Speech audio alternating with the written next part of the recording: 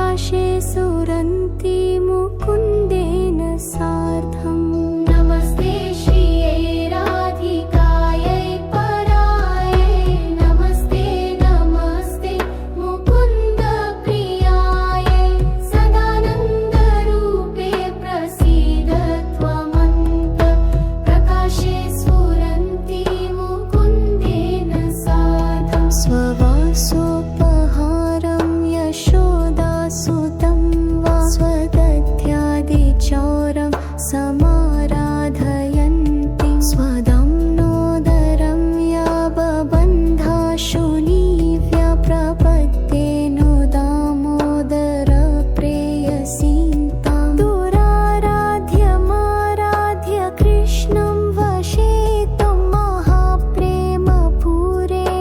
राधाभिधा भू। स्वयं नामकृत्य हरिप्रेमय च प्रपन्नाय मे कृष्णरूपे स